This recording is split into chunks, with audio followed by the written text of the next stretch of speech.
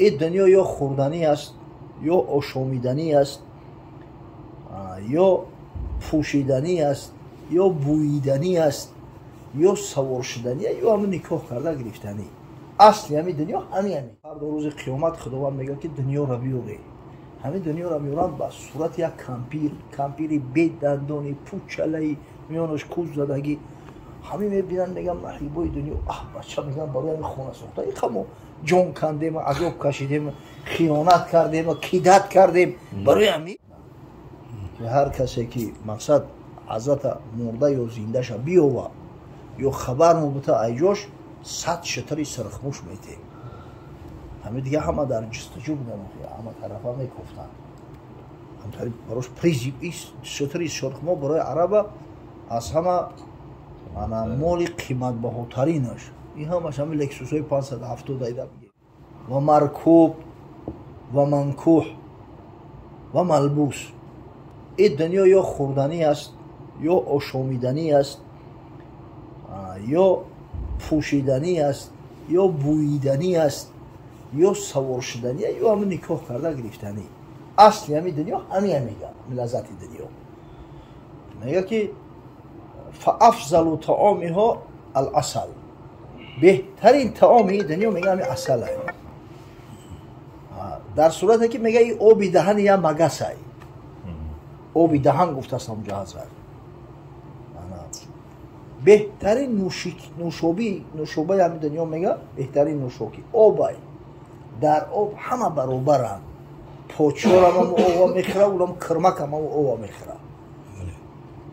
اسبی بادپور هم آب میخوره و خر هم آب میخوره. همه برابرند در پیشش. بهترین پوشیدنی میگه حریر است. ابریشم. این بافته یک کیرمه میگه یک کیرمه ابریشم میشه این دنیا اینه میای. بهترین بوییدنیش میگه مشکای از موش میشه بسیاری موشورا ایمی چی بسیاری مشکورا ای اوهونه ای نوفای اوهونه ایمی اندت رو نورکا و ایمیو میگرفتیان اونو یک چیزک دوران تا میبرونن کو برای پوست شدوی نم بسته و او تاثیرش نکنه همون رو میگیرن مشک تیار میکنن و هی دم فعره میگه خونی فعره موش ای موش میشه میگه.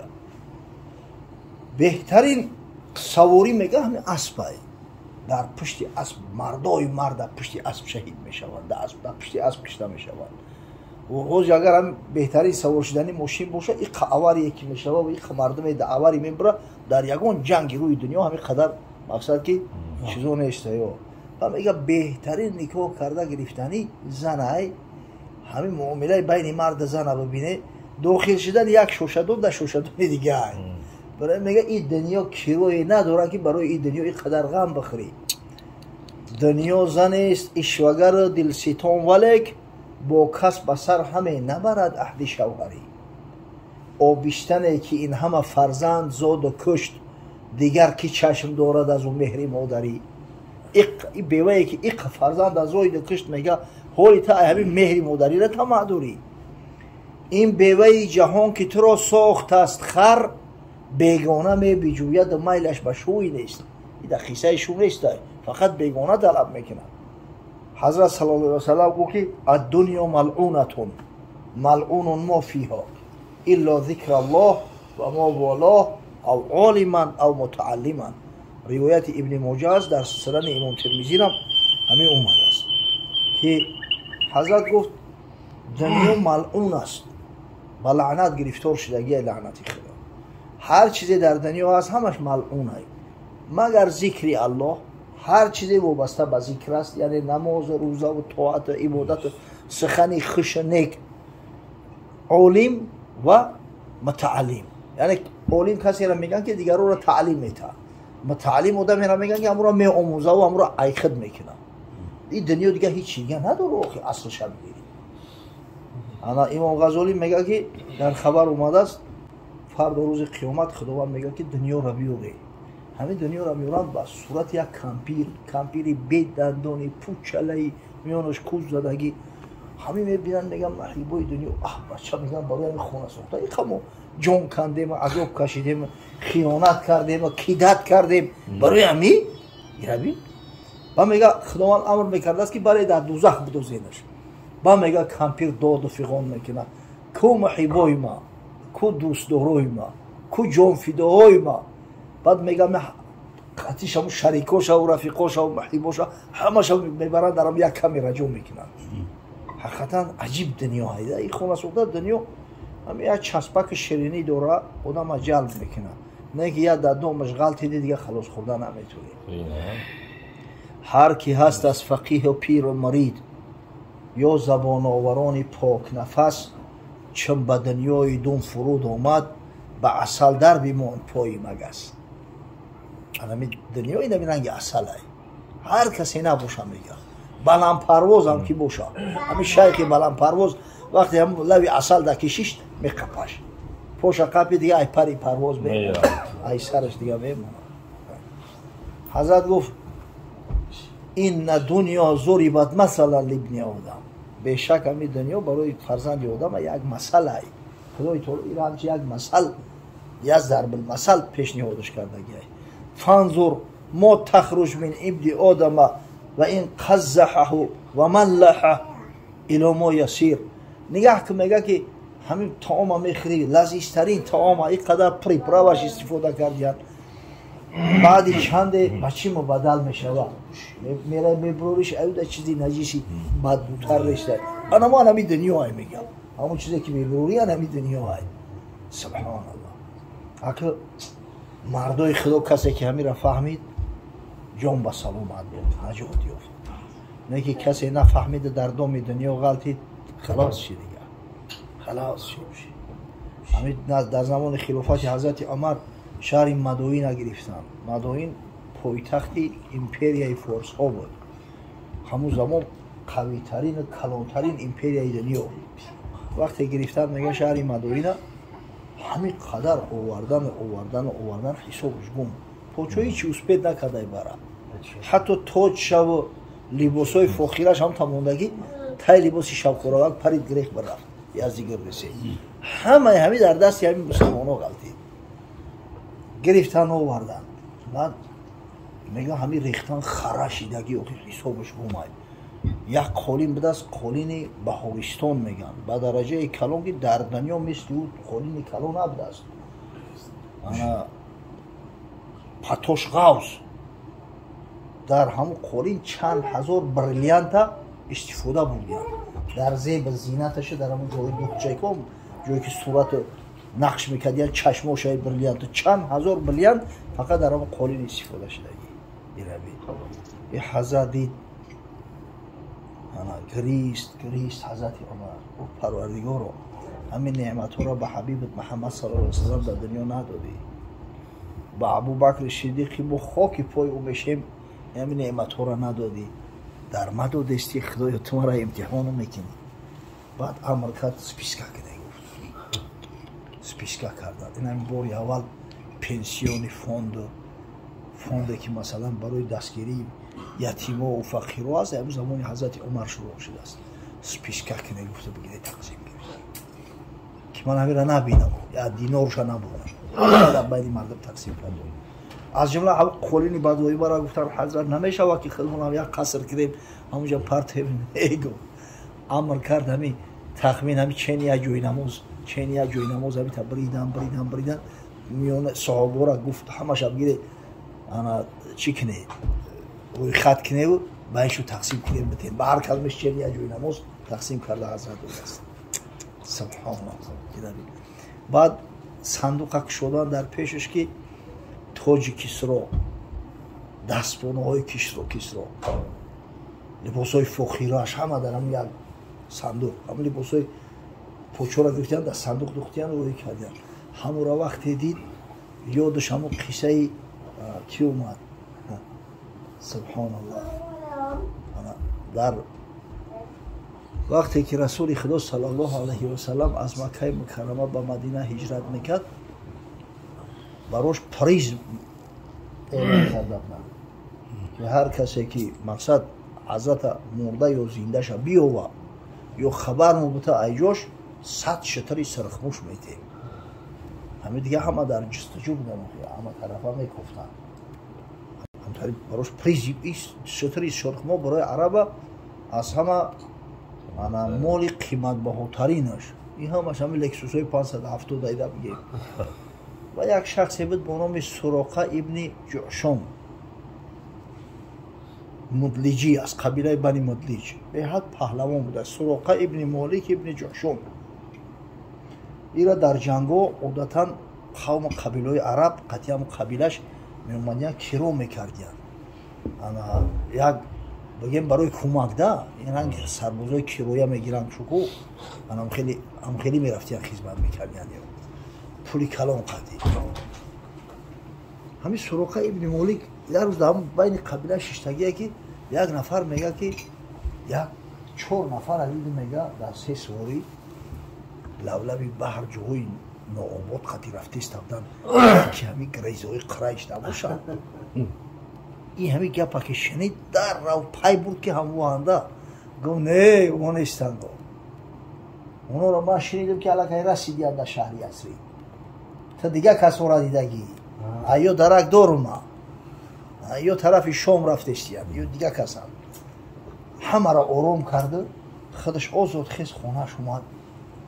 найза ак намехоҳав шитроро қати ягон кас тақсим кинохи ҳамаша худаш гирифтан. як бисёр паҳлавони номдор да қати башай худаш пули ҳаст ки хона омада канизакша гуфт ки аспа биги бар ба фалон ҷора. парсидан бигӯ аспа отӣ мебарам. баъд худаш мега найзара гирифта. ака найза нукуш найзара дидаи нукуш оҳанай дасташ чӯб сараш оҳанай фақат синон дора. ҳамун синона ба замин қапида мақсад чӯбша боло ки агар касерам яке бубина бига ки асоай. ҳамта хапак пишти деволо қати ҳамта омад ба лави ҳамун чашмара расид ки асп ҳамҷа интизор шад. аспа савор шуда қамшин кард. ҳамин ҳазрат саллаллоҳу алайҳи ва саллама чишмдиёр дид.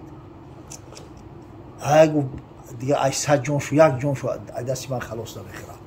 ҳамин шитобон аспа давонда истае ки қудрати Парвардигор ҳамин ду пои пеши бори аввал асп мега партофташ. аян болои сараш ки партофташ рафт чанд метр усусад да. хес гуфт субҳаналлоҳ ҳеҷ канестай ҳарчи надиданам агане хуб шармандагӣ. Суроқа ибни Молик ай асп ғалтидай дар раи рушд айб мешидӣ дар болои асп калон шидааст охи. ҳамин вақт мега Абубакри Сидиқ дидаш. Расулаллоҳ гуфт ҳамин бадбахт мисли ҳамин Суроқа ибни Молик метоваш тезтар шитоб кунӣ. ҳамин шитроро тезтар давонданд. ҳамин вақт мега ин бо хес аспа сувор шуда бо қамчин кард. аллакай ҳамин дар як масофае расидааст ки тир расай дига тир мераса.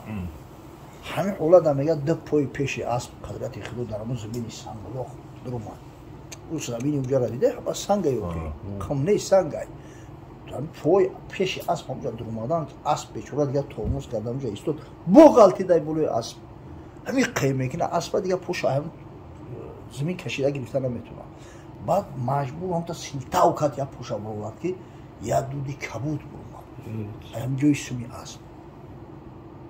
дига ташвиши чӣ дарде дорам и чӣ гапе ҳастай гуфт ҳаминҷа.